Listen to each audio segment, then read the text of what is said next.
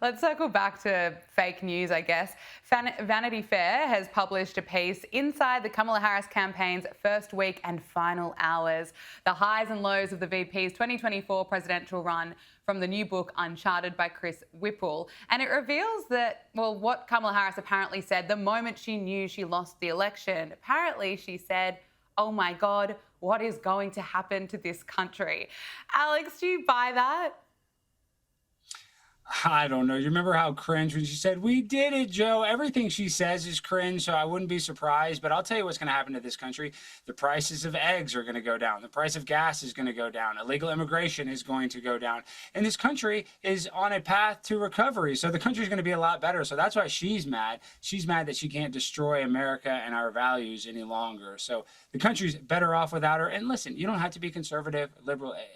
Just know this, that Kamala Harris is not a talented politician. She would have been the worst person for the job, whether you like her politics or not, because she's just not very competent. The way she even got elected or selected to be the vice president was because she was a woman of color. And that is not a meritocracy. She didn't get that position because she was the most talented person. She got that position based on on checking boxes on in her ethnicity and the fact that she's a woman. So she does not deserve to be president just because she's a woman. We need an actual talented woman, somebody that knows what they're doing. And that was the best thing that could actually happen to this country, was Kamala Harris losing this past election. Yeah, I don't buy for a second that was her actual response. She knew she was not going to win that election. I don't think she was going to say, "Oh my God," or it was just bad acting. President Donald Trump signed an executive order directing the FBI to immediately declassify files related to the Crossfire hurricane investigation, the agency probe that sought information on whether Trump campaign members colluded with Russia during the presidential race.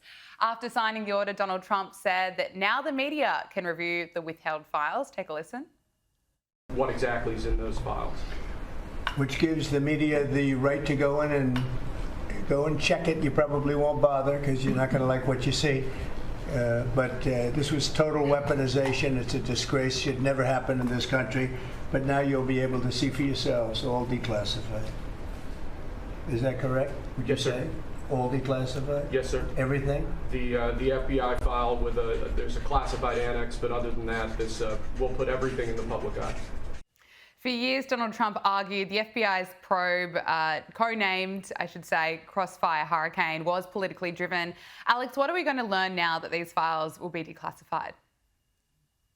Sadly, we probably already know everything that we're going to find out. We know that the whole thing was a hoax, was based on lies, and was just an attempt to try to discredit the president and have him get impeached or have him not even be elected in the first place. But this is the thing. It's like, are we going to hold these people accountable for lying? I don't know. Is Donald Trump going to throw people in jail for this? Probably not. But I'm just happy that the American people are going to actually find out the truth, for all the people that did think that Vladimir Putin was able to decide the election. That's absolutely insane. And I'm not saying Vladimir Putin is some good guy. He's done terrible stuff to journalists. But it would just take very little common sense to realize that Vladimir Putin was not the person that got Donald Trump elected. It's just ludicrous, but they tried to run with it because the people believed it. The media needed something to, slander Donald Trump with, and I'm happy that we're going to get the truth. But other than the truth, I don't think that we'll have any other outcome or anybody will actually face repercussions for these lies. Yeah, truth and common sense coming out years and years later. Now, I want to talk to you about voting. Trump has signed another executive order requiring people to prove their citizenship when they register to vote. Now, federal law currently requires that voters promise that they are citizens and are eligible to vote when they register, and courts have prevented states from adding documentary proof of citizenship requirements for voters. Now, Trump's order directs the Election Assistance Commission to redo its voter registration form and require voters to show US passports or other government ID that shows citizenship to register to vote. Alex, again, it seems like common sense to me. I mean, give me a break. It's the most common sense thing. In order to buy a beer in America, you have to show an ID. To get on an airplane, you have to show an ID. But these people think showing an ID to vote is somehow racist. It just doesn't make sense. It's the same logic that they think it's okay for a child to get transgender surgery, but it's not okay for a child to get a tattoo. So it's illogical, doesn't make sense. And I mean, once again, showing your ID should be a requirement. That is Absolutely. not a xenophobic tactic. You have to prove who you are. This is a simple thing. I have to prove who I am when I go to the bank. When I go to a lot of places, I have to prove who I am. This is just how we operate here in America. But when it comes to voting, for some reason, Democrats want it to be where you don't have to show any identification. Why is that? What would be the Weird. motivation behind not having to show ID? It's just, it makes you think, huh? What's that all about, Gabby? I wonder why. Look, finally, let's talk about JD Vance. He arrived by helicopter at Marine Corps Base at Quantico today to meet with Marines. And as he stepped up to address them, he was met with a pretty big welcome.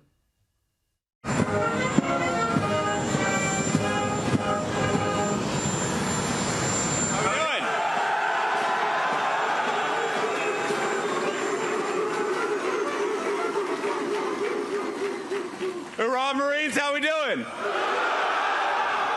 Quite the welcome. They certainly love him. Well, of course, you would love him too if you had to go see Kamala Harris go up there for the past 4 years. And now you finally have a real man that was a veteran that cares about this country, that sacrificed his life, put it on the line to protect us. So, yes, I'm not actually surprised that he got that warm of a welcome, because by going and serving in the United States military, I consider you a hero. And listen, you can criticize people. I don't necessarily like war, but I love every man and woman in the uniform, and I really appreciate their service. And that service that I appreciate, they showed that same gratitude to the Vice President, JD Vance, when they saw him, because he's one of them. Unlike a lot of these politicians where they feel like they're better than, or they're at a higher level, they can actually relate with a guy like JD Vance. And that reception, it kind of warmed my heart. It made me feel good to be an American when I saw that. Alex Stein, it is so good to talk to you. Thank you so much for joining us on Power Hour. I really enjoyed it. Thank you for having me.